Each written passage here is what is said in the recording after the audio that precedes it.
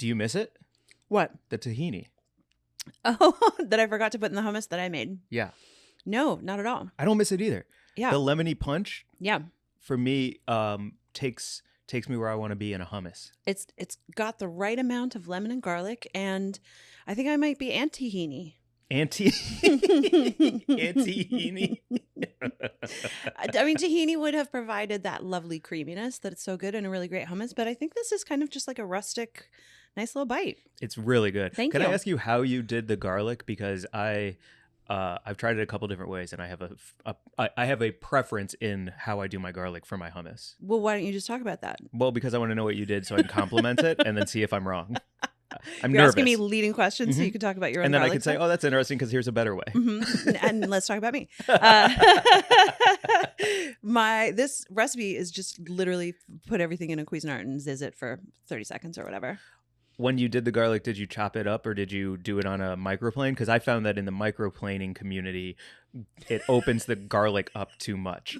Microplaning community, which I am a part of, which we will get to because I got to talk about my new microplane situation. But truly, it's not part of the microplane community. This was literally just fucked into a blender and zizzed with no microplaning or cutting or chopping. It was just whole cloves of garlic. Cool. Yeah. Okay. I will report back. Okay. Wait, what's your garlic situation? Oh, when I microplane for hummus, it's too punchy. It's just too much. Yeah. I did have a guac situation where I microplaned onion for a guacamole, and it was way too much. That onion juice just overpowered everything. I think so. When the cell structure explodes like a nuke bomb, it's just way too much for any kind of dip sitch. Yeah. Yeah. It is great, though, however, with the new TikTok recipe that I am obsessed with, and I think I've made it every morning this week. And I didn't even, this is how I know, like, I mean, I never would like to say that I'm old, but I know that I'm not part of the TikTok generation because of this, because I read about it on Huffington Post. Wait, the viral TikTok finally reached you? Yeah, it made it to Huffington Post, and that's how I saw it. It's like when I read about cultural things in the New York Times, and I'm like, well, I guess that's over. Yeah. Like, oh, they know about... They're saying Bay now, according to... They know about hype beasts over at the New York Times, so I guess that wave is crashed. But so yeah, I read about a TikTok recipe on Huffington Post. And then I watched the TikTok and I made it, and it was very good. I'm very excited about it. It is a grated egg over avocado situation that is just absolutely delicious. You toast bread. Wait. What up, Mary Jane? How's it going, Mike? Great. Welcome to Weed and Grub, everyone. This is a podcast about comedy, cannabis, culture, cooking, calling shit out, and microplanes. And microplane and communities. Models. And yeah, because of our fabulous guest. Hot. Okay, so yes, the recipe for this microplaning situation. Okay, so I think if you go on TikTok and just use the grated egg hashtag, it's like the #1 trend on TikTok, but well, according to Huffington Post. So basically you toast a piece of, I've been using ciabatta, but any kind of like sourdough or country bread or anything. And then you spread Kewpie mayonnaise liberally all over it. And then you slice avocado thinly and you put that across. And then you grate a hard-boiled egg with a microplane if you have one. And it's just fluffy, fluffy, fluffy egg mimosa, salt, pep, little drizz of sriracha. Best bite. Fucking Best delicious. Breakfast bite. Microplaning an egg delicate? Yes. So the key is that you need to hard boil your egg and then refrigerate it so it's like really firm and cool. Otherwise, it kind of just crumbles and falls apart. But I have been like preparing my eggs at night and then refrigerating them and doing it the next day because I'm so into this. I'm really into, I think I talked about this last week or the week before, maybe, about the idea of like preparing myself a meal and sitting down to eat it in the morning with like a napkin and, you know, like looking out the window at the hummingbirds instead of trying to be on my phone or anything, because I'm not on social media for a minute to give myself a little mental health break. And so this egg preparation is a way of setting myself up for the day as well. And it's fucking delicious and it looks beautiful and makes me feel good. That's awesome. Yeah. Also, I have to imagine microplaning hard-boiled egg would make that almost like melt on the tongue a little bit because it's that thin. Excuse me. I'm like drooling. Sip. All right, take it away. It is. It's like little clouds and it's super messy to eat, but it kind of it's not like a drippy mess. It's just like a, fall apart mess, but then you can just pick up the bits and finish that with your fingers, and maybe Archie licks the plate, maybe he doesn't. Who knows? That's awesome. Can I share a recipe I made last night for the first time? Just like fucking around in the kitchen What while did you watching. do that I don't know about? Well, sorry. Once you get that fucking ring I'm in gonna my kitchen. Get a ring installed so I know what you're doing, so I can come over and eat that stuff. I know. Everyone's like, you never cook for me. And it's like, I cook every single night with a joint in my mouth and AirPods in my ears. Yeah. But it's at 2 a.m. for me. Yeah, you're wearing your pink robe, being the thirsty chef. If anyone listening wants to see some very fun food, they're on YouTube, right? They're somewhere. Yeah, go look up my cooking in a robe. It's very pleasing. So I've tried to make a gochujang caramel corn last night because my whole thing at night, while I'm trying to like maintain my like my body right now, I'm really enjoying where I'm at physically. Okay. With like the weight I've lost, the way I'm keeping it off. The yo-yo that I'm in is only like 2 or 3 pounds, and I don't mind that yo-yo. And so I'm eating massive amounts of popcorn most nights. And last night, because elote seasoning from Trader Joe's and salt isn't doing it for me anymore, Right. I made like a gochujang caramel sauce where it was like gochujang, fish sauce, soy sauce, brown sugar, a little bit of rice wine, a lot of olive oil to smooth it all out. And then I popped the popcorn, drizzed that over it, shook, drizzed more, shook, and then let it all sit and kind of like harden, soak in, and solidify. And it was this like sweet, spicy, salty, sour caramel corn style pop. And it worked really well. I need to figure out how to get it hardened on there like a caramel corn because it was a little bit too wet still. Yeah. But if I can figure out that part, I think there's something to like Asian flavor popcorn for me that is going to be really satisfying. That sounds like the ultimate stoner snack. Yeah, maybe so. Yeah, if you run out at Sumo, make some gochujang caramel popcorn. Man, will they let us pitch flavors, please? Like, I love their ranch. I know that it's on video right now. I love their cheese. I know it's on video right now. But I would love like some spicy tang. It would be so fun to get into the flavor development lab for those guys. If you're listening, Sumo, we would love to come hang out in your kitchen and pitch some weird flavors. Definitely involving some, I love fish sauce. I'm a huge fan. Which one do you use? Which fish sauce? Do you have a brand you like? Yeah, Red Label. Is it Red Boat? Yeah. Oh my gosh. Yeah, that's the one. That's the kind of like the one. If you go on TikTok, if you go on Hashtag fish Drudge sauce. Report, it'll link you to. So funny that you say that because I was on Drudge Report last night and I was like, oh my God, this guy didn't stop. Like he has been just going for 20 years now. I found out who Matt Drudge was like back when Paris Hilton had a sex tape, and he was just going and he was like super right wing for a while. And now he's kind of come back to the center a little bit. I feel like he got weirded out by the lunatic fringe and now he's just kind of reporting the news. And I was like, this is actually a really cool place to go for news aggregation. So yes, Wow. I was on Drudge Report. Okay. Also, check out Sumo Snacks at sumosnacks.com, TSUMO. You can get a free sample on their website.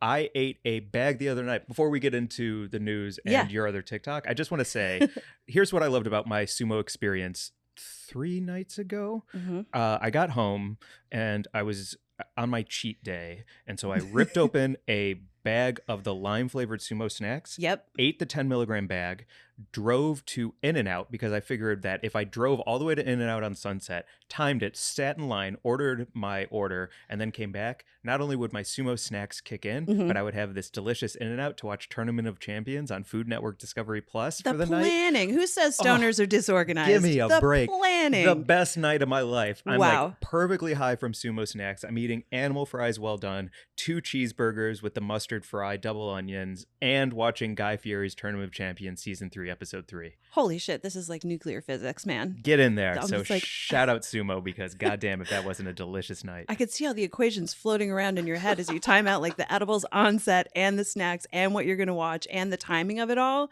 That's some red string shit right there. Great job. Thank you. Wow, I'm so impressed. Thank you. Yeah. Feels great. You're not So- like me eating edibles and falling asleep in bed with ice cream all over my face. To Not each well their own, timed. to each their own.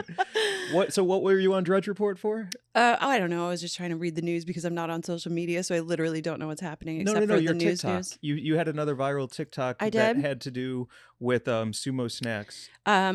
Oh no, I was just talking about the fish sauce that I like, Yeah. and we should get into the kitchen for them and develop some flavors of, all sorts of stuff. But like, yeah, I do like. I think that's the one thing that I am interested about TikTok, interested in for on TikTok. That's why I would be on TikTok. Is food talk. Food talk. Mm-hmm. Absolutely. Yeah. There's a guy right now going and cooking the entire French Laundry cookbook. Wow. in his home, and his episodes are few and far between because he's sourcing all of the ingredients to do it exactly right. Wow. But I got to tell you, every time it pops up, I'm so excited, not only for him and all the equipment and how he's like learning a new technique to do it, but he has like dedicated himself to cooking the entire French Laundry cookbook. And it's so cool. That's so awesome. The thing that bums me out about TikTok is that they don't allow weed. There's no, I mean, there's weed talk. I guess it's like all hidden and they spell it, you know, OUID, and there are ways to like follow cannabis accounts on TikTok. And yeah, I mean, you know, there are some great ones out there, but just in general, they're so like anti-weed that I just never. I have 2 strikes against me for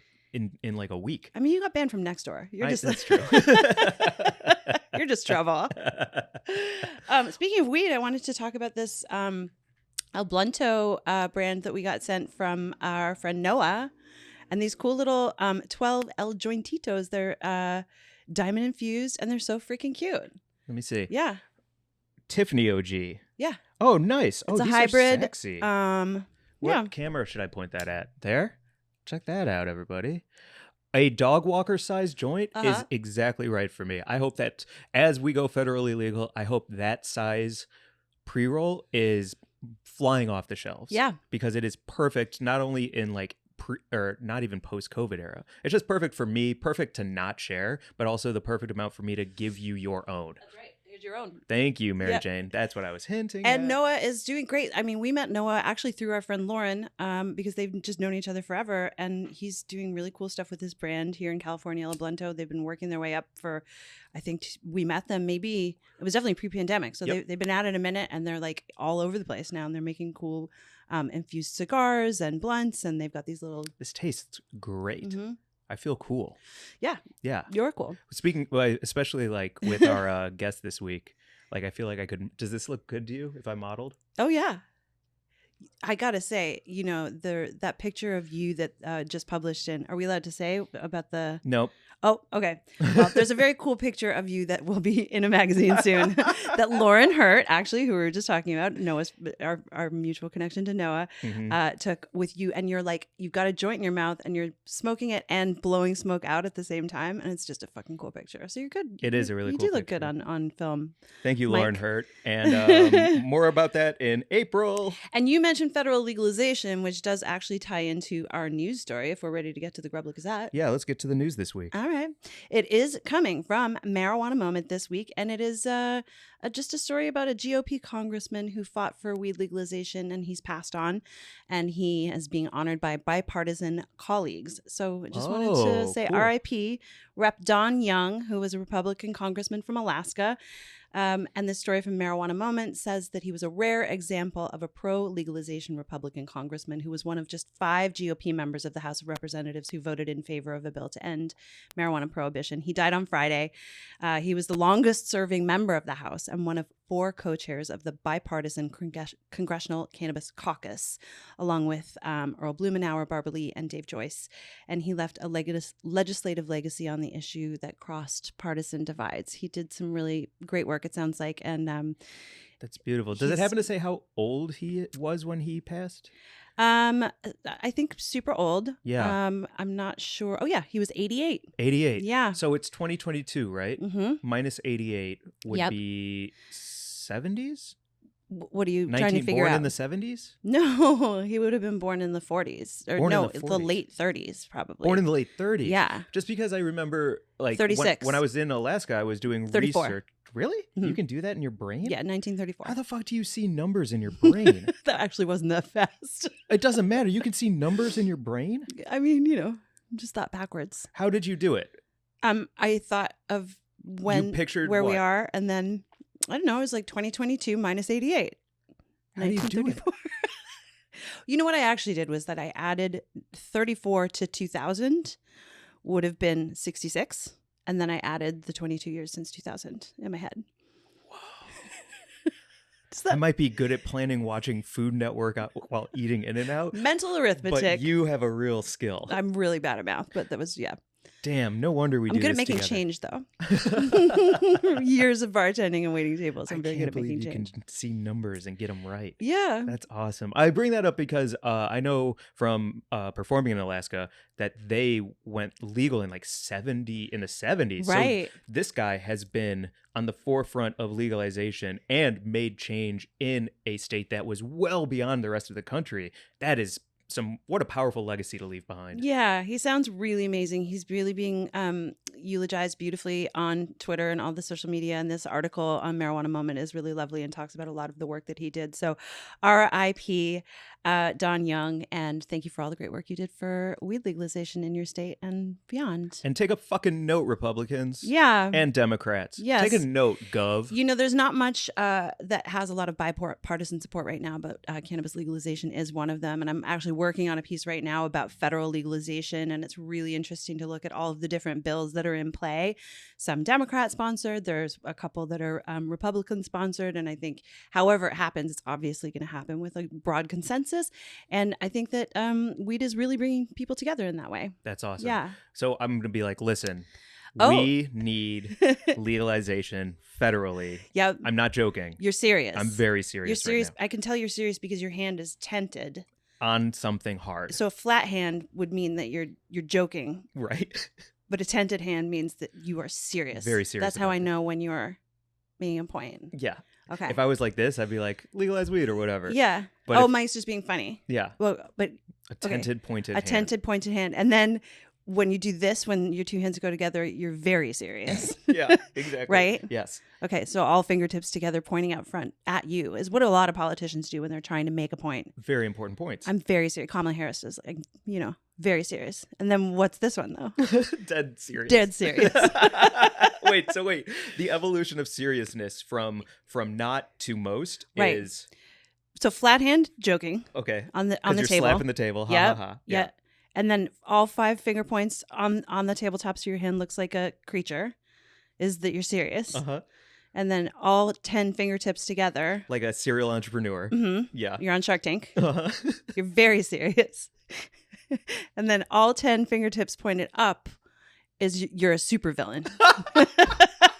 You're dead fucking serious.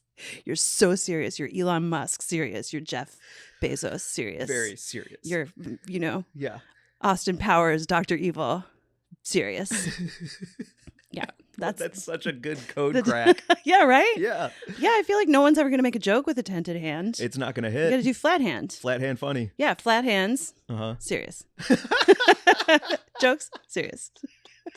We gotta break this down. I feel like we could do like a stream of talk shows and political stuff and just see like, what the hand gestures are, because I feel like no politicians are doing flat hands. No, I learned because Bob Dole and Bill Clinton both gave that tiny thumbs up. Oh, tiny thumbs.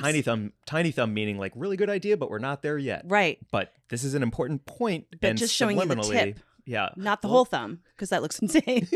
You're gesturing with whole thumbs. Uh-huh. Just the tip. I hate the guy. I don't like to name him, but Trump does flat hands, but out. Which is the most unserious. Yeah. It was like he literally doesn't know what he's talking about.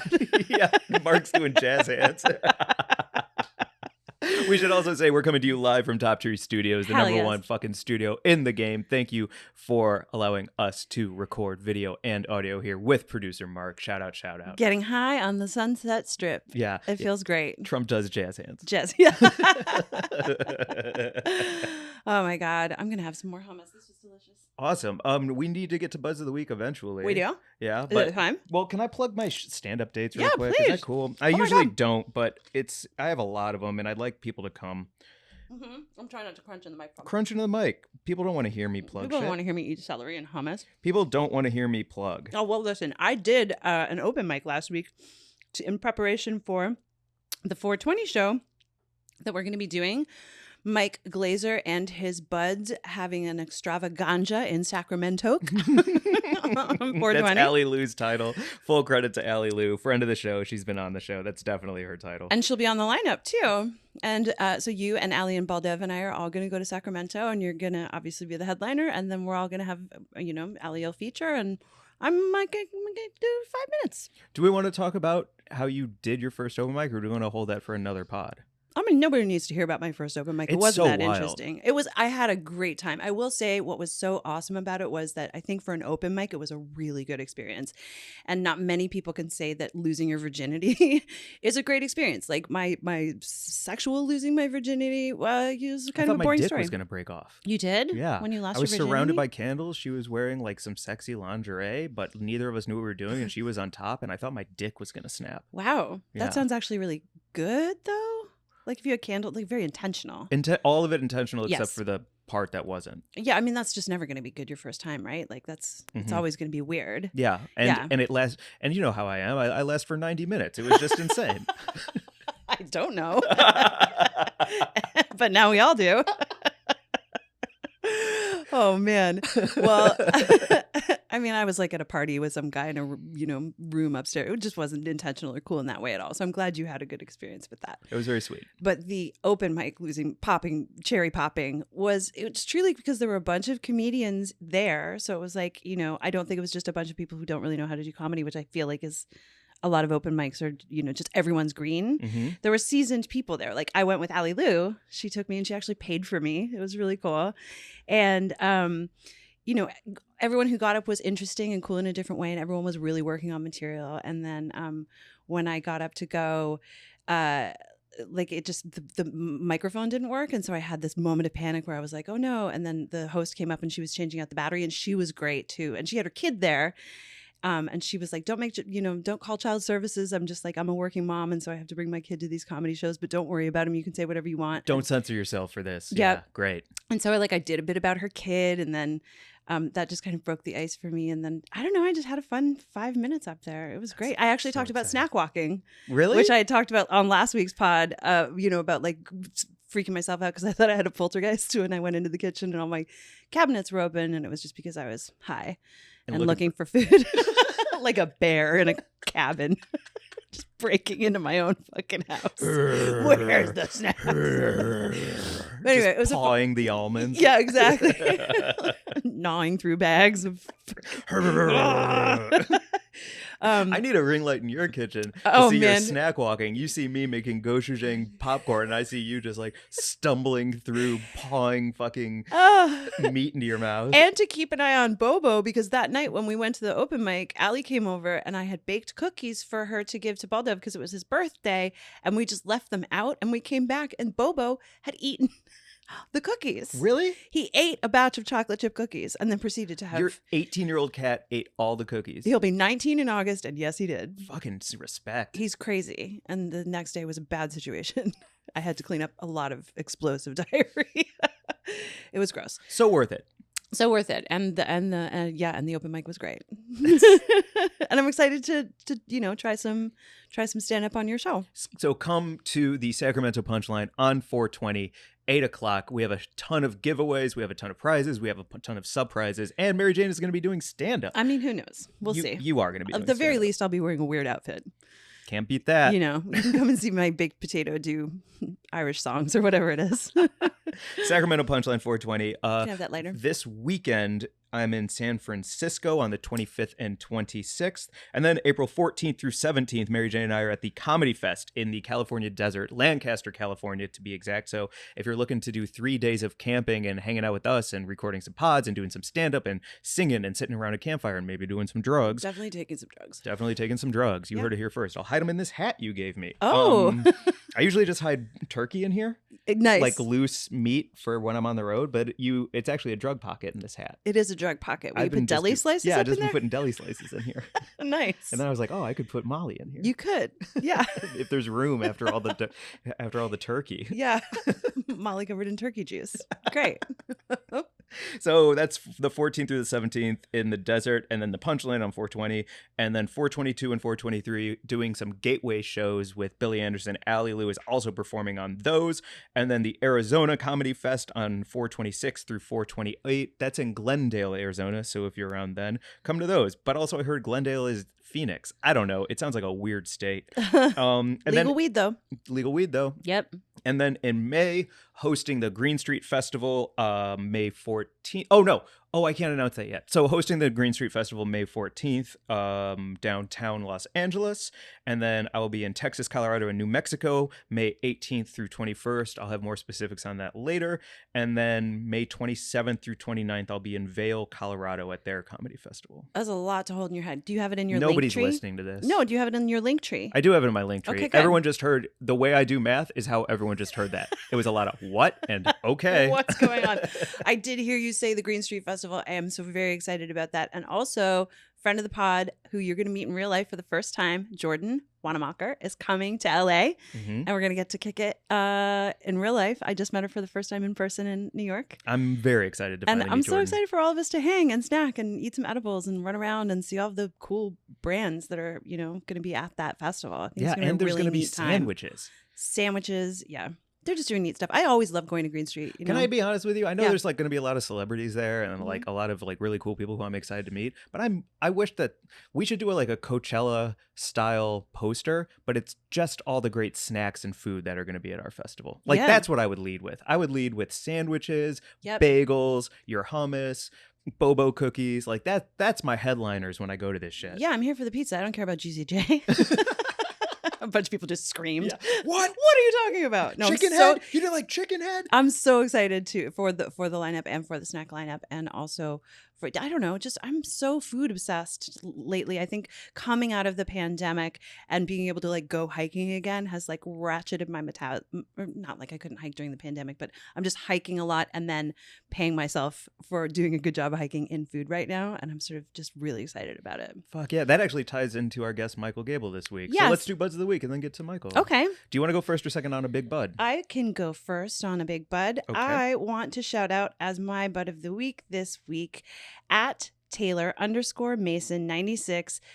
Congrats, Taylor, on having a legal shopping experience. And that's all I want to say about that. But thank you so much for sharing with us and sending us a photo. And always just love hearing from you. You're like just a fun follow. And so stoked that you listen to the pod and like think to send us updates. So thank you. It's very cool. It's very cool. I was trying to think of what my first legal weed experience was because it was like, somebody opens up their freezer in a trailer park just outside St. Louis for so long. Like that's where I got all my weed I met a woman at an ICP concert in just outside LA who I started buying weed from immediately because she smoked me out. I was like, this is great. She's like, come over sometime. And she had like a cool fucking, she had some cool ICP tattoos. I was like, where do you live? And she gave me her address and I came out there and it was just this like wild trailer park. And she opened up her freezer and like threw me an ounce and I went on my way. And we did that for a very long time. So I just want to shout out Shaggy 2 Dope, Violent J. Yeah. The whole ICP community. Fucking magnets.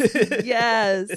I do want to say, that's something that we don't talk about a lot is still buying from the traditional market here in California, which is obviously thriving, and that there is such fantastic weed still available from the traditional market and home grows. And some of my favorite, more often than not, like, we went to a trim party a couple years ago and I left with a bag of Purple Punch trim and made edibles with that. And I was like, this is greater than any shopping in a fucking dispensary experience. Like there's something just about being connected to the plant in that way. Yeah. That's so crucial. So, well, and I want weed to go federally legal and I want it to be done the right way. But I also know that the cash that I was giving to her was going directly to her and her family. Right. In a very easy to understand way. And I will never have a problem with that. Yeah. It's not filling the state's coffers and then going to a bunch of permitting and licensing fees and stuff. Yeah. 100%. Exactly right. So shout out. No, I'm not going to say your name. But my bud of the week this week is Jeff Thompson. Oh, yeah. Yeah. Saving our bacon. Saving our fucking bacon. Yo, tax season is upon us. It might be past. I don't know when it is.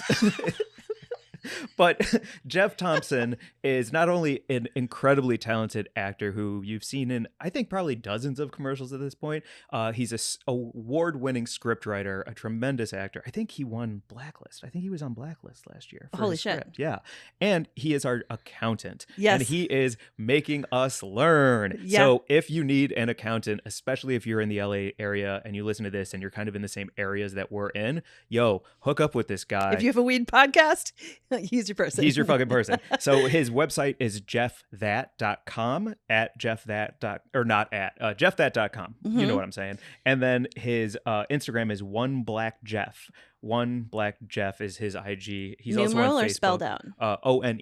Okay. Yeah, and not only is he just like real fun to hang out with, great at bits, but he's top.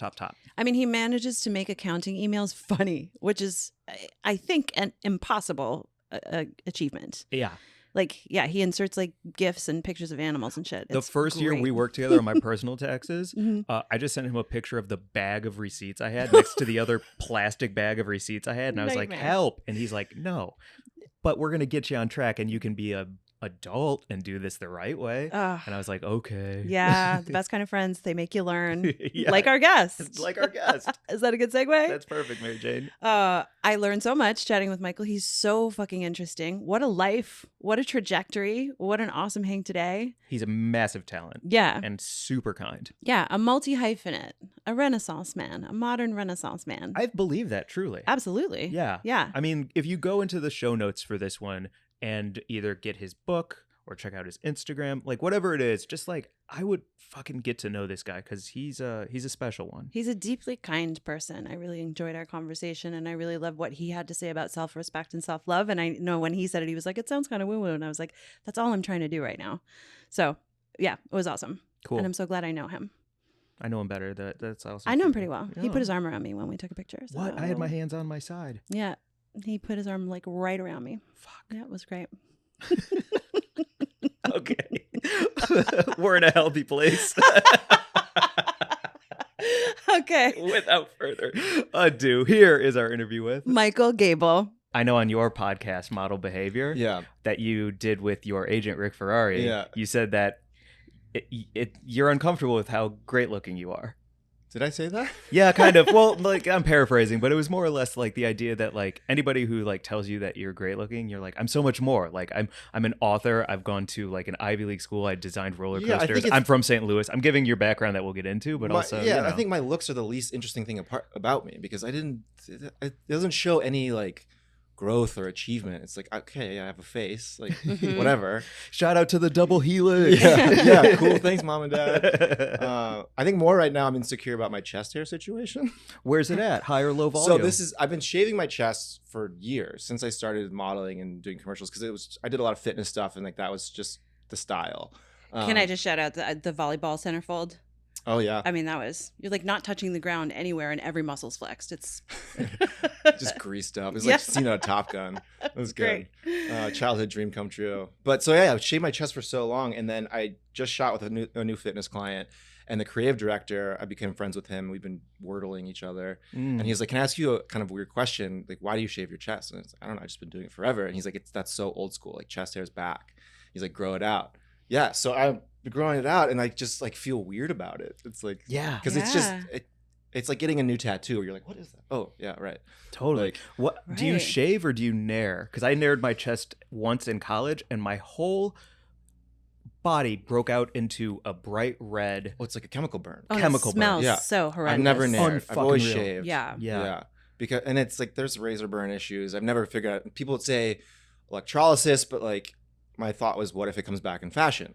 Right. So, and it has. Good call. Good, I didn't do it. Yeah. I also don't, and I've never waxed either because that just 40-year-old version scarred me. I think. Yeah. So many people. Yeah. Check this out. You wax that? No, but I have like back tricep hair now that came out of nowhere. Oh, is that new? It's new hair. Welcome Yes. to the 30s. Yeah, Yeah. yo, I have like back tricep hair. Mm-hmm. I've never had it before. I'm usually like I'm like hairy in the front, Yeah. clean in the rest, like smooth butthole, great balls. Oh my but now God. I got like this chest, this You like smooth tricep butthole? smoothest butthole in the No world. Really? way. It's an unbelievable. No, I've never wiped. It's like a lifesaver, a gummy saver.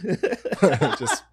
It's so funny to hear dudes talk about like hair removal because I just feel like I have struggled with it since I was about 12 and I've Yeah. never heard two men have a conversation about it.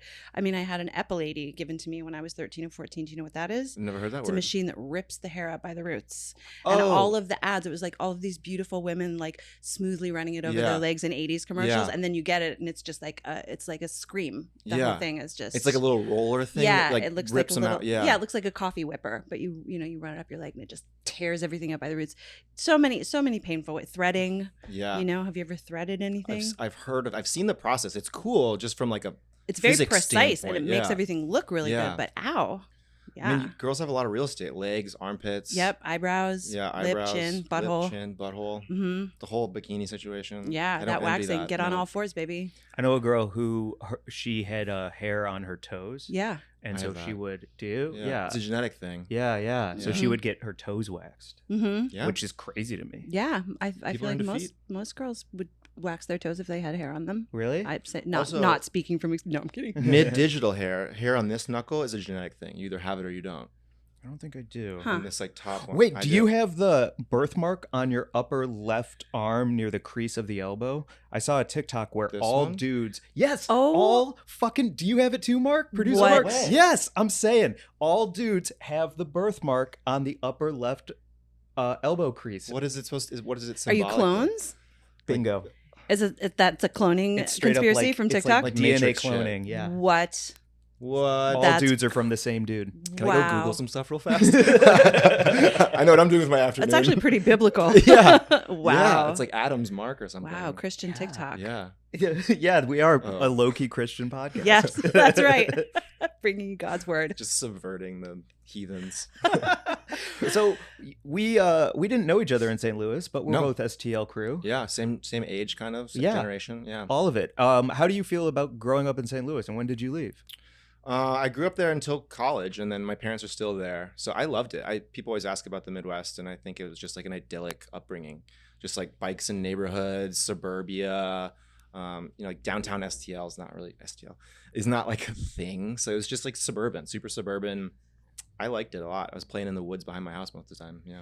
Do you ever refer to STL by the area? What's the area code? 314. 314. You call it the 314? Yeah. If I see a 314 area code, I'm like, oh, you're my person. Yeah. Good. Yeah. Awesome. Do you have it tattooed anywhere? No.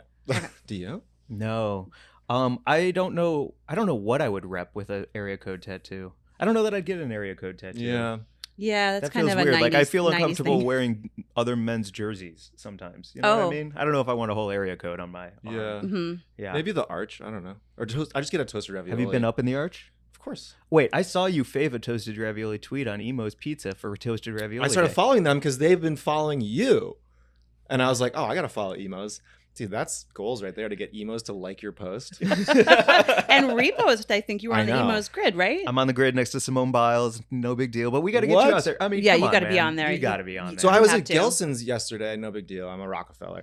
And there was like one of those booklets at the register, and on the cover was toasted ravioli. And I was like, whoa, let's not tell everyone about this. Like, it was air fryer recipes. I guess you can do air fryer toasted ravioli. Ooh, yeah, but it's not going to be the same. No, it's she had her first toasted ravioli when I was How was it? Doing headlining. Yeah, I had the whole Emo's experience. I walked in and obviously looked like a kid in a candy store because they were like, hello, Yeah. welcome Friendly. to Emo's. Yeah. And it was really great because they were all baked as fuck. Like everyone behind the counter was so stoned.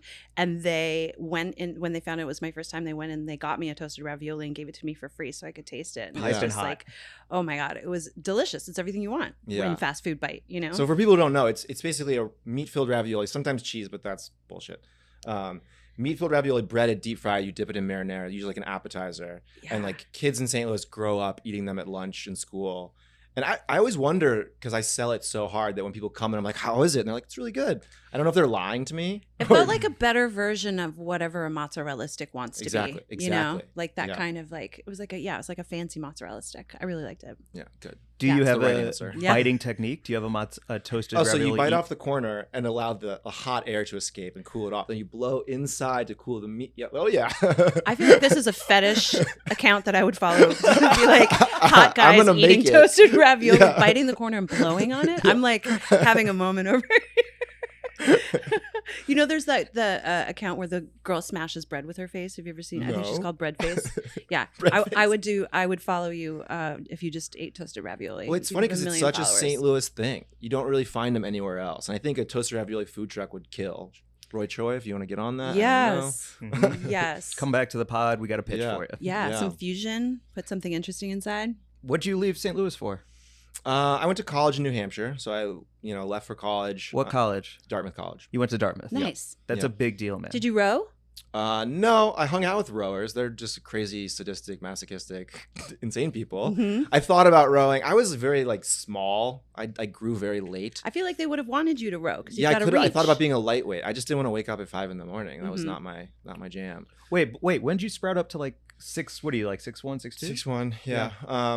I was like 5'4" for almost all of high school. Wow, Wow. man. Very little. Dennis Rodman story. Yeah, Holy I was cow. like actually just showing my friend photos, and I was like, guess my age, and she was like, I don't know, 14. And I was like, 22. Yeah. So I grew very late, and it sucked. It was not fun. You get like the curse of cuteness, and then that's not fun. everyone's friend. Yeah. Yeah. Now it's paying off because sort of paying off because the baby face plays, but Mhm. all my representations we want you to look older because young dad category. So I don't know. Yeah, I like got if what you I had got. silver streaks on each side and Yeah. you were holding a baby, I would buy whatever product that is. I'll buy that baby. I'll buy that fucking baby. Yeah. Wait, did the growing that fast hurt? I don't think it was that fast. It's just I started late. So I Ah. looked young until still look young. Yeah. But it just I was very small. So yeah, I thought about rowing in college. I wanted to play rugby, but I wasn't that athletic. How'd you get into Dartmouth then? Yeah.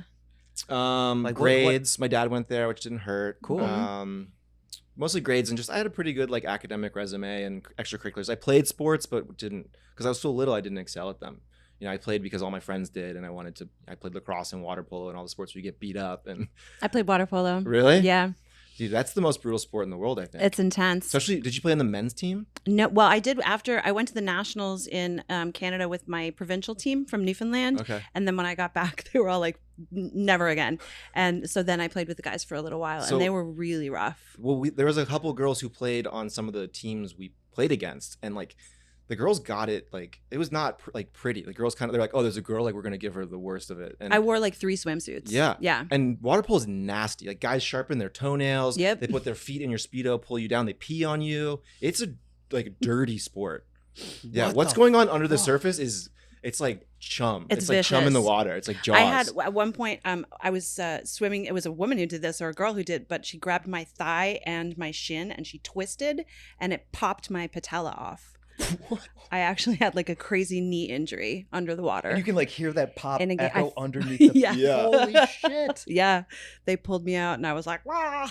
on the deck. It Jeez. was it's rough. Yeah. But you played. I played. Mhm. I tried to play. Yeah.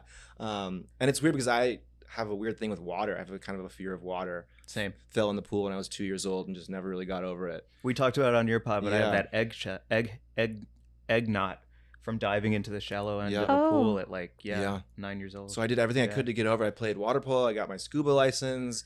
I became a lifeguard. I started surfing, and still being underwater and not knowing where my next breath is pure fear. Pure Immersion panic. therapy. That's amazing. Yeah. Do you face everything like that? I don't know. Walk towards I things think that you're uncomfortable hunting with? fear is important. Going after the thing you don't want to do is probably the thing you should do. Mm-hmm. Yeah. Besides water, what else makes you uneasy?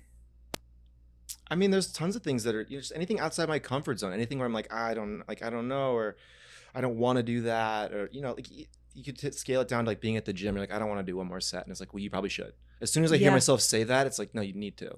And that's all back to this book that I tout to everyone, which is The War of Art by Stephen Pressfield, and it's all about resistance and how the more important something is for your soul's evolution, the more resistance you'll feel toward it. So you can sort of hunt that feeling like a dowsing rod, and whatever you're resistant to, you need to just blindly go at and get over that resistance. I have a hard time falling asleep. I should probably try to sleep harder. Yeah. I'm actually kind of serious. Yeah. I really have a hard I will do everything that I can to not go to sleep. And I Because feel you don't want to? yeah, I cannot lie in the dark with my eyes closed and just my thoughts. And then what about waking up? Do you not want to get up? No, I'm happy to get up.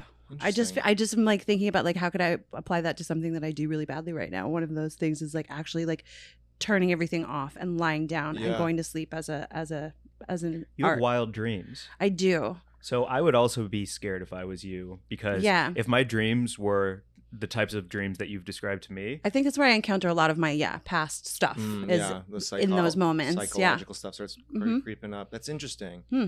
My dreams are super mundane. Like I'm just at the grocery store. Nice. Yeah.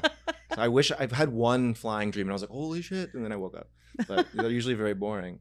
But I'm trying to figure out why you would have that because. Oh, and I don't even need to make all this bet myself, but I was really like trying to think of like hunting your fears is just such an interesting way to attack life. Because recently in the past year or so, I used to fall asleep to The Office every single night. Like I'd put it on. I know every episode backwards and forwards. So it's like a lullaby. It's very comforting. I don't have to look at it. I can close my eyes. I know it's just like a blanket. And I did that for probably close to 10 years. And then just this year, I finally said, like, no laptop in the bed, no phone in the bed. I read, I put my book down, I turn the light off, and I just like go to sleep like a fucking farmer. Like, just like, all right, like, had a good day's work. And it feels so good to just like shut it down and not have to be eased into it, you know? Yeah, I love that. Are you reading your book? Yeah, just back to front. Cool. I start over at page 1 after I finish it. Yeah. Cool. We'll get to your book, but I want to trace your journey a little bit before that because we were talking about your being at Dartmouth, and there's this span of your life that I really want to know about was, well, from there to here, but there's a roller coaster thing that I need to ask about because I've never heard about this from you. So after Dartmouth, I got very lucky to get connected with a job in the Middle East working for a theme park design company. It was actually an animation company that was starting a theme park design division. They were based in Amman, Jordan. I studied architecture, fine art, and design at Dartmouth, and through this connection, they were like, do you want to help start up this division? And I just couldn't say no. I never really had an interest in the Middle East as a region, but that's one of those things that's like, oh, you don't want to go there? You probably should go there. So it was a good thing for me. And I spent about 1.5 years there. And then they opened an office in LA. So I transferred to LA and sort of wiggled my way towards the entertainment industry. What was it like designing roller coasters? So we didn't do like, people are always like, oh, you're like a physicist or you're an engineer. No, I did the architectural designs of like the interior and exterior spaces. So like we would drop in the ride systems and then design. It's kind of like Imagineering, designing the space around it. Wow. Keep going on that. Like in the Middle East, where were you living? Jordan, Amman, Jordan, which is the capital of Jordan, yeah. And were you designing things in Jordan? So we were working on one big project on the Red Sea that was partially funded by the king, who's a huge Star Trekkie. Yeah. So we got like the Paramount licensing rights to Star Trek IP, and we were going to build this big resort in Aqaba, which is on the Red Sea. And a lot of our designs were that, but that got shelved due to political unrest. When there's like rockets flying over the construction site, it's not the best time to open the theme park. So we'd follow the money, and we worked on projects in China, Abu Dhabi, the Emirates, like Ferrari World, and these big silly projects. So isn't that a place that's in the Indiana Jones movie in Jordan, that incredible temple, the front of that temple? Yeah, Petra. Yeah. So you go through these slot canyons and you come out and it's just like Indiana Jones. It's not a set at all. And that's worth the trip to Jordan alone. To see Petra is spectacular. Yeah. Wow. I went there a couple times. You must have seen so many cool things over there. Yeah, I spent a lot of time. There's a desert called Wadi Rum, which is where Lawrence of Arabia was kind of based. And that was my favorite, still my favorite place on earth. It's just like this magical orange desert punctuated by these giant rock formations. And we'd go out there and they set up like a Bedouin tent and, be like expats and locals and all our friend group just like having fun out there. Wow. Doing some rock climbing, stuff like that. Spectacular. Yeah. Why would you leave that? So expat life is weird. There's this culture in the expat community of like, a lot of people come, they'll do their year, and then they'll go back to the States. And those people are kind of like frowned upon because it's like, oh, you're not a real expat. Then there's the people who are lifers, and they're all like sort of incestuous, and they're like, they're like, oh, I'm not going back to America. I'm such like a traveler. And I went back and forth between like, am I one of them? But I wanted to go back to the States. Like I spent 4 years at Dartmouth, like building the best friendships in the world, and all my friends were starting their lives in the US, and I just missed them terribly. And I had a weird itch to sort of pursue the entertainment industry, and eventually I just kind of bailed. Yeah. And so you land in LA. Mm-hmm. You're still working in the sort of engineering architecture did another space. Year at that studio in LA. Yeah. And then the performing called. No, I was working on the book that I wrote, and I've been working on that since college. It's sort of in the background. The one that just came out? It came out in 2014. It's been out for a while. Yeah. I didn't realize that. Okay. Yeah. What's the name of the book again? It's called She Can Fly. Yeah. Yeah. And I was working on that, and I had some urgency to get it finished because of the woman I was writing it with and some health concerns. And I knew that I needed to really dedicate my time to it. So I was looking for a job that I could have some more freedom in my schedule and kind of live inside the story as I was finishing it and trying to publish it. And I ended up finding a post on Craigslist to be the assistant to a dog psychic. And she had just published a book. She's sort of a celebrity dog psychic. Sure. And, Of course, LA. Another cutthroat business. It's wonderful. Dude, Yeah. you're telling me, Cesar Millan's got the market cornered. Mhm. But so I started working for her and kind of became her creative director, doing her branding, website design, social media, producing little video segments while I was finishing my book. So I got to see the publishing industry and the media industry from the inside out while working on that book. So I did that for about a year and then published the book in 2014. Yeah. Yeah. And she fired me. So I got fired by a dog psychic. Wow. Do you mind telling the story real quick? Well, she was great. She's a really interesting person. And she would be like, Mercury's in retrograde, like take the week off. And I'd be like, okay. Like, but towards like the 0 hour of my book, I started shirking my responsibilities and she caught on and she was like, you're not in this. Like, I'm going to let you go. And she was right to do so. Oh, okay. I thought she was going to like fire you in some wacky dog psychic way where she like, I beamed her deserved it. thoughts into it, had her dog fire you or over something. with a little note on his Yeah. chest. Yeah. Saint You're Bernard with fired. the barrel. Yeah. Wait, did you have your dog at the time? Yeah, I got my dog as soon as I moved to LA. So What's your dog's name? Elephant. Elephant. Ella. So did was that like a key selling point when you got hired by this dog psychic? Yeah, Ella's connection with her? Yeah, and like the woman who I wrote the book with was like a really good dog trainer. She taught me how to like train dogs and raise dogs. So it all kind of came full circle. It was all Talking involved. to dogs is a skill. It's I learn every day with my little guy. Yeah. Mm-hmm. I mean, people always ask about working for the dog psychic. And I don't know what it is. I don't know if it's chakras and spirit guides and all that stuff, but there's a real psychological foundation to her work where your dog is just an extension of you. So as disciplined as you are with yourself, you're going to be with your animal. And whatever they're expressing as problematic behavior is probably something you need to work on. So her sessions were a way of kind of getting the client as a person on the couch through the dog and analyzing them. And I would go into sessions being like, this is gonna be so embarrassing when it doesn't work. They're paying all this money. And then by 2 hours later, the client's just sobbing about how their relationship with their dead mother is like translating to their animal. And I was just like, God, wow. Yeah, Wow. It was cool. Yeah. That is really cool. Because every time like her dog pushes its leg into me, I feel like I always imagine almost like an avatar intermingling of the tail. Yeah. And that's really how it feels. It feels like this like weird intermingling between us. It's all energy or whatever you want to call it. Like dogs are so perceptive. They're bred to read our body language in a way that no animal is. Yeah. They're the only animal that understands pointing. Whoa. Archie's favorite band is 311. Really? Amber is the color of my energy. Classic. No, he actually likes Imagine Dragons. Okay, he's an all rock guy. Yeah, his favorite song is Radioactive. That's amazing. Quick, what's your dog's favorite song? I don't know. She doesn't like music. It is very cool to see. Like, I look at you as like a total package, modern man in a lot of ways, which is why I really like having like honest, deep conversations with you. But also, I've seen like pictures of you walking next to your dog hiking, and your dog is not on a leash, and it's just like, damn, dude. Like, there's a lot of cool things happening in your life. Yeah, I mean she's an off leash dog. I can walk her through Franklin Village where I live, and like.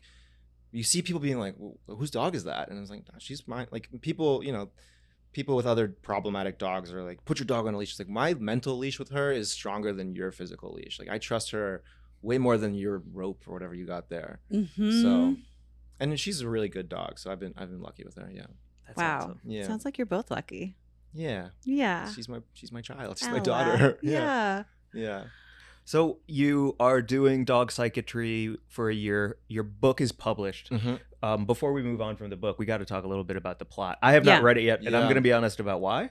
I'm in a place right now where I'm trying to lift myself up, dial myself in, and once I can fly straight and clean, then I can get into something important and like dear. So I hope you don't mind. I but totally I'm understand that. I mean, I always give people the caveat, like if you need to put it down, because it's a book about, at the core, domestic violence and sexual assault. It's very heavy. And it's the true life story of this woman I wrote it with, the woman I was really close with growing up. And it's, as far as a cautionary tale goes, as bad as it gets. So people who have had experience with that, or even who haven't and are just like so put off by it, will put it down. And we wrote it in a way that it's very quick, it's very urgent, so that, and it's only 217 pages. So a lot of people read it in like 1 or 2 sittings, because if you put it down, it's like, why do I want to go back to this literally brutal story? Brutal story, but everyone who I read the reviews on is like, I'm so glad I finished that. Holy shit. And I think it's shed some light on the resiliency of what she went through and how she pulled out of it eventually, finally. And, you know, like I said, it's a cautionary tale. So the idea is to expose the warning signs and the early progression of that abuse cycle early, so that people who are in a similar situation don't get to where she got to. Yeah. So that's what we're trying to do.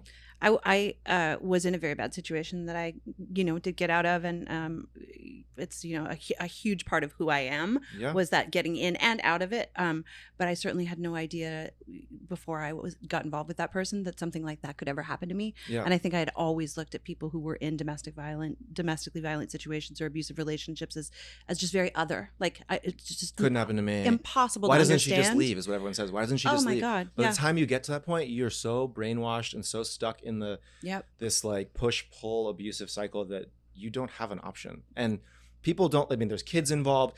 A big reason people don't leave is because, like, what am I gonna do with my dog? We have an apartment together. There's 1,000 reasons not to leave, and there's one really good reason to leave. Is like, he might kill you. Yeah. And it happens a lot. Yeah. Unfortunately. My other understanding too, from my experience, was that I was so turned around that I literally didn't know which way the surface was. Yeah, if I wanted an avalanche. Yeah, it was really crazy. Yeah. So I'm so I wanted to say looking forward to. I am looking forward to reading it, because there's a hopeful ending, I promise. Well, and it's very important. Like, these stories are so important to share, and so it's really cool that you met that sort of woman where she needed to meet you in order to get her story out. Like, that's really. And I try not to give away our relationship because it's involved in the story, but it is like this perfect circle of creativity and redemption for her and me, and it's. Like, I think it's the best thing I'll ever do. Like, no matter what, and I'm okay with that. I'm so happy with it. Yeah. And it also ties into all of your charity work, which is always really cool too. So all the proceeds we've made from selling the book, because it's on Amazon and all that, just go back to giving away free copies to schools and shelters and libraries, centers of resource. I give away free copies all the time on my Instagram, signed copies, just because this is not about money at all, and it's just about getting more eyes on it. Is every set of eyes is a little bit of progress. Yeah.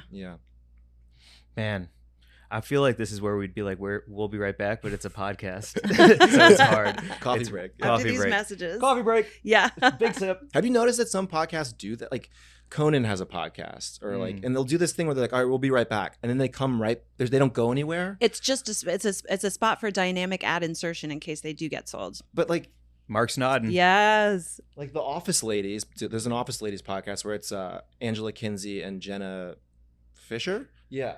And they go, we'll be right back. And then they come. I'm like, what did you like? They do it on Dead Eyes too. Have you been listening to Dead Eyes? That's a great podcast for anyone who's in any part of the entertainment industry, and it's a similar thing. And I'm always like, what's up? But it's this vestige of a prior format of, like, talk shows. It's an ad insertion point. Yeah, I guess so. But we could do that. Okay. We'll be right back. We'll be right back. And we're back. Cool. So the book is published, and I remember listening to an episode of Model Behavior. You were like, even at Dartmouth, you were jokingly always saying, like, I kind of want to act, and you were like, just throwing it out there for the world to hear, or putting it out there for yourself to hear out loud. I don't even think I put it out there for myself to hear. Since I was a kid, St. Louis, Missouri, we're nowhere near Hollywood, but I always had this weird, like, I want to be an actor. And I took drama class in 7th grade, and I did well. And my teacher was like, you should be auditioning for stuff. And my parents were like, where? We're in St. Louis. Like, and it just never went anywhere. Mm-hmm. But in the back of my mind was always this thing. And I went to Dartmouth, and I finally took an acting class my last term at Dartmouth, which is a whole other story. It took a very long time for me to graduate, but it just kept that spark going. And that was my whole thing. Like, I went to Jordan. I knew they were going to be opening an office in LA. So I was like, I'll put in my time in Jordan. I'll transfer to LA. I'll try to move towards, like, production design, maybe get on set, see what I like, and, like, wiggle my way towards talent, quote unquote, which I had no idea how it worked. And it's been a 10-year process of figuring that out. But yeah, that was kind of my plan that worked out. Yeah. You're a working actor, model. Yeah. It's real. Yeah, I pay my bills with modeling and acting, commercial acting, yeah. It's awesome. It's also really cool because the first time we met here, I said, "What do you do?" And you said, "I'm a model." And then I kind of saw you brace yourself for me to do some kind of joke or something about it. But because of where we live and because I learned from you how fucking hard it is to actually do, like, I'm so glad I didn't make some weak hack joke in that moment with you. Yeah, and I play with that a lot because if people say, "What do you do?" and you say you're a model, there's two assumptions immediately. You're a dick or dumb or both. And I kind of like to see people's reaction because the person who writes me off and is like, "Well, you're not worth my time," I don't really want to talk to that person. But the person who's like, "Yeah, but like, what else about you?" That's the person I want to talk to. And I've played with that in LA socially for a long time. But someone was like, "You need to stop doing that. Like, you're selling yourself short because like that's not all you are." And I mean, I model and that's my job, but I don't think it defines me. And there was a great episode with Justin Davis where he was like, "Yeah, modeling's it's just my job. It's not who I am." So I don't know. I struggle with it a little bit. Yeah. Yeah, but I think everybody, at least for me, I'll say everybody meaning me, secretly, like, I remember getting my high school senior pictures. Yeah. It was my first time getting a professional picture. Yeah. And I'm like trying to pose for the camera. I've got my Fossil watch that I'm really trying to get Frosted in there. Frosted tips. Yeah. I'm like, damn, I think I can model. Like, I got this. Yeah. And then I look back at them and I'm like, oof, I am giving nothing to anyone at all. I couldn't even smile. He was like dead eyes, just like fake smile. Yeah. I was addicted to America's Next Top Model. Yeah. That show was amazing because not only was it just like fun reality TV where people were melting down on set because they couldn't like get the thing right, but also Tyra Banks was dispensing, I think, valuable advice. I mean, maybe you could tell me better as a model if she was like on point, but she had some pretty amazing. Andre Leon Talley was a judge at one point, and I was just listening to a podcast where they were talking about him because he just passed, and they were saying how there was one model on that show who had like a busted shoot and everyone made fun of her, and that Andre Leon Talley was actually like, "I love this picture and it's art." Yeah. And it just, anyway, that was a tangent to just saying that like totally. It was a really cool show with amazing tips about how to, and how hard it is, how truly hard it is, and how special a skill it is to really be able to do the things that you do. I was at a party last night with actually two girls who were on that show. And one of them, Angel, is my really close friend, and there was this thing, she got cut from the show and people were like, "Oh, I'm sorry, like you can't be a model, you didn't make it." Right. And it's like there's this myth that modeling is you just get discovered. Like Giselle got discovered in a McDonald's in Brazil when she was 14, and then you just get catapulted into covers of magazines. It's not the case. It's like this really hard grind of trial and error. There's no graduate course you can take for it. There's the classes here and there in LA, but not really. That's more for commercials and whatnot. So it's just, you just keep trying and keep figuring it out. And it's this really hard hustle of, like at the beginning, you're trying to model so hard that it comes off as like that, like Zoolander stuff. And then you further down the line and you realize the less you do, the better. And it's like the best models are just really confident, nice people. And that's, if I can plug my podcast a little bit, like Model Behavior, it's about talking to the people who I've experienced. The best models, the working models, are the most grounded, hardworking, like family-oriented, good people. Because at the end of the day, it's about who do you want to spend 12 hours with on set? This diva who, yes, there are divas who they sell bags, they sell shoes, so like they can command whatever pay rate they want and get away with being a bitch on set. But most of us, the journeyman models, just have to be like regular people. Yeah. Yeah.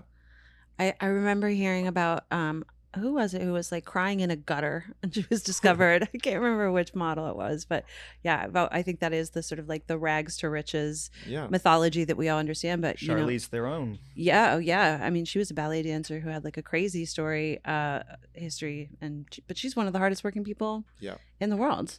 Yeah. Yeah, it's fascinating. It's like really hardworking, good people. It's really hard. It's really inconsistent. And I've thought about it. Like people are like, why do you do it? And it's like, I don't know. I kept wanting to do it. Mm-hmm. Like you do something, you're like, I don't like this, I'm gonna quit. And I just never wanted to quit. And I was not a good model. I wasn't some like prodigy model who they discovered me and I got an agency and like took off. Like it was really slow. And it took several years before I could even, quit my side jobs and whatnot, because you just have to figure it out. And like, there are people who just have that presence, but it's a skill set at the end of the day. it's a learnable skill, a teachable skill. Okay, so then to dispel the myths, because like you were saying at the beginning, it's like, this is my genetic code. Yeah. But there's so many people who have great genetic codes who never get to the level that you're at. So like if it's a watch, or you're doing a volleyball scene, or you've told me about times where you've had to run over and over and over and over on the beach for 10 fucking hours to get one goddamn shot. So what is it like behind the scenes that separates you from someone who just like might have a good genetic code? Yeah, I mean, it's the 10,000 hours thing. You know, there's people who are so much more beautiful than me, and there's people who are so much more unique than me, and like they're more in fashion than me.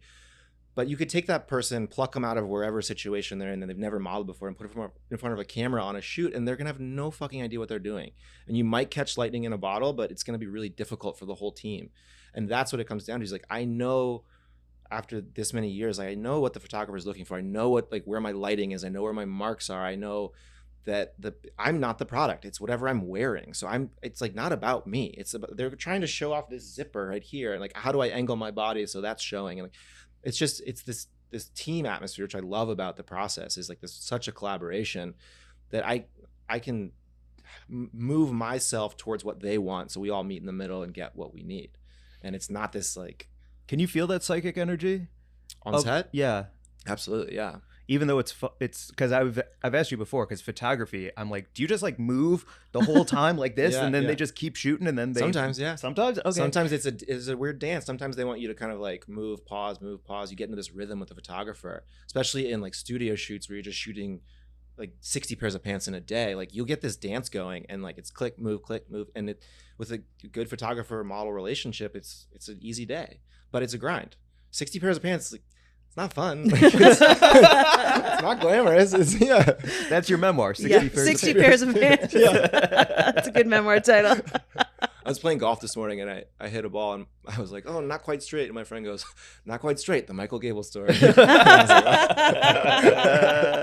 it. Oh, fantastic. And then he hit one, and was like, oh, short and fat. And I was like, that's your story. Yeah. That would be my childhood story. That'd be like part one of my memoir. Yeah. Short and fat. Yeah. Awesome. I was going to put this red hat on, but I wasn't sure if it was allowed yet. But it's because you introduced Mary Jane and I to one of my favorite people of all time. Cool Can we guy. wear red hats yet? Is it legal? It's not legal. For I mean, show here on the podcast, I think it's, If you wear it backwards, it kind of breaks the trope. Yeah, and then you can see what it's about. Yeah. Animaniacs, Tom Ruger. Yeah. One of the greatest days to go to Tom Ruger's home and see his art and have a conversation with I didn't know you went to his legend. home. That's incredible. It was the coolest day. Yeah. Yeah, and this was like a segue into talking about your art, because going to Tom Ruger's, I'm turning it around. I don't care. He's not going to be president ever again. Ever again. For everyone listening who doesn't know, go check out that episode. He's the creator of Animaniacs and so works many closely with Spielberg on a ton of projects. Yeah. You know, like animation god, really. Living legend. Yeah. Genius. Yeah. Yeah. And I'm wearing a red hat. We have a YouTube channel now. Go to it. Shout out Top Tree Studios. You can watch this video and see me in a red hat and get triggered. You make a bunch of incredible art. Thank you. I try.